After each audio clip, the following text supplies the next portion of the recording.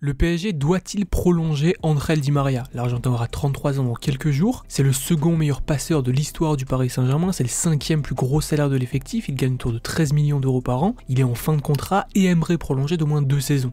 Selon la presse, les discussions entre club et joueurs avancent bien, Di María a de bonnes chances de prolonger et il ne serait pas contre une baisse de salaire. En chiffres, Di María c'est le second joueur de champ avec le plus de temps de jeu cette saison, il était premier l'an dernier, avec plus de minutes jouées que le gardien, c'est 6 actions dangereuses par 90 minutes, en Europe très peu de joueurs font mieux, je crois que le meilleur c'est Neymar mais Di María est dans le top 10 avec des Messi, De Bruyne etc. C'est 3 passes clés par 90 minutes, un chiffre dans la moyenne de joueurs comme Bruno Fernandes ou Joshua Kimmich, mais c'est surtout un joueur ultra fiable qui se blesse très peu. Si je prends le classement des joueurs les plus dangereux de cette saison dans le top 5 européen, seuls 10 joueurs ont plus joué que Di María. La saison dernière, personne ne faisait mieux que lui. Une fois que l'on a toutes ces informations en tête, là on peut se rendre compte de l'importance du joueur et on peut répondre à la question du début de vidéo en ayant conscience de ce que Di María représente.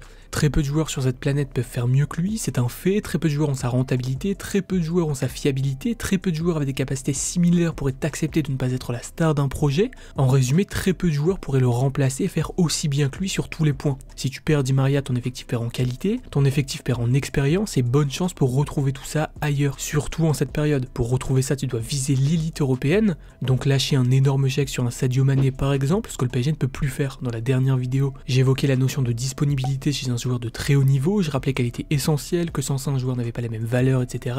Et la disponibilité, c'est un truc qui rend Di María quasi indispensable pour son club, et Di María tu le payes cher, mais Di María il est là tout le temps et il est décisif. Forcément, il a des moments de moins bien, cependant ces moments de moins bien, à 33 ans, il n'est pas sur un terrain et pas à l'infirmerie, ce qui est plutôt rare, il ne se cache pas. D'ailleurs, un joueur qui enchaîne autant a logiquement plus de chances que les autres de faire de mauvais matchs, c'est naturel. Ce que je proposerais à Di María si j'étais directeur sportif du PSG, en accord avec l'entraîneur, c'est un rôle de super sub. Ce que je lui proposerais, c'est de devenir la solution offensive du banc, l'assurance du PSG en cas de problème. Aujourd'hui, je pense que tout le monde a compris que le PSG n'évoluera pas tant qu'il jouera avec 4 offensifs sur le terrain, dont 3 qui veulent porter le ballon. Et ce que je propose, c'est de libérer une place de titulaire pour renforcer l'entrejeu.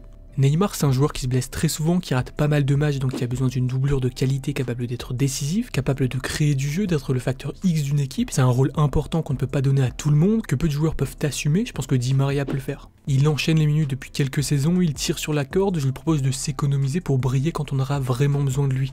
En vérité, ce que je lui propose, c'est le beau rôle, la meilleure place. Quand un Neymar sera absent, que le monde imaginera parer en feu orphelin de son générateur d'occasion, Di María arrivera en sauveur, sera prêt et frais pour assurer l'intérim. Donc faut-il prolonger Ángel Di María? Oui. Par contre, si tu l'enlèves du 11, c'est mathématique, tu as besoin d'un remplaçant. Tu ne veux plus jouer avec 4 offensifs, donc tu as besoin d'un milieu de terrain, ça coûte moins cher qu'un attaquant, certes, mais ça coûte quand même de l'argent. Paris a besoin d'un relayeur qui chasse très haut, qui est physiquement très fort, qui cavale, qui défend en avançant, qui a un certain bagage technique, bref il cherche un joueur très complet, j'en ai déjà parlé sur la chaîne, et depuis le temps j'ai même une liste spéciale PSG dans laquelle je vais piocher pour proposer quelques noms. Paris n'a pas d'argent pour recruter un top player, ça paraît évident, mais ce qui est intéressant avec le PSG en ce moment, c'est qu'il négocie les prolongations de quelques joueurs importants. Plus concrètement, Paris discute oseille avec ses 3 plus gros salaires. Je sais pas si vous voyez où je veux en venir, mais si le club souhaite recruter un 8 de qualité qui transformerait son équipe, qui l'équilibrerait, donc qui lui apportera ce qui lui manque depuis quelques saisons déjà, bah faut concerner tout le monde, faut réfléchir et agir en conséquence. Exemple, le salaire de Neymar est particulièrement élevé, le joueur annonce qu'il veut prolonger, ça devrait se faire très prochainement,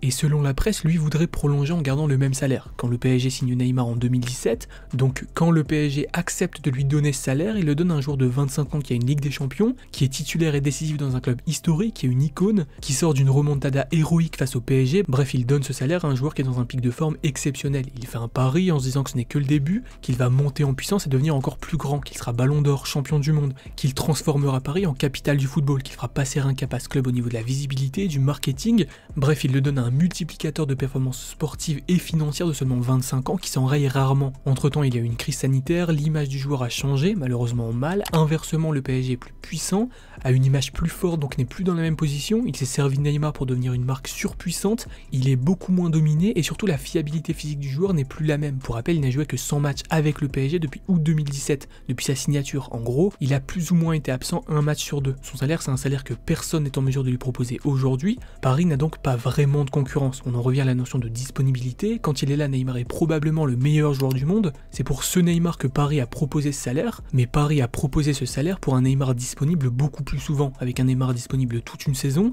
Paris n'a pas besoin d'un Di María en super sub par exemple. Donc Paris dépense moins. Paris peut prendre un joueur avec moins d'expérience, qui coûte moins cher, etc. Aujourd'hui, Aujourd'hui, Paris a ce Neymar, il en est malgré tout très content, je le suis aussi, vous l'êtes sûrement. Cependant, Neymar n'est pas le Neymar de 2017, et les conditions pour négocier ne sont plus les mêmes non plus. Bref, arrêtons de tourner autour du pot, ce que je veux dire c'est qu'en proposant une formule de salaire différente à Neymar, en adaptant son salaire, en réduisant la base fixe et en incluant le reste en bonus, des bonus que le joueur pourrait atteindre en fonction de son nombre de matchs joués par saison, c'est un exemple, pareil pour Di Maria puisqu'il aura un rôle moins important, bah là Paris se libérera de quoi signer un milieu de terrain très solide. Pour le poste, j'ai retenu 4 noms, Rodrigo de Paul, Luis Alberto, Talisca et Fabien Ruiz.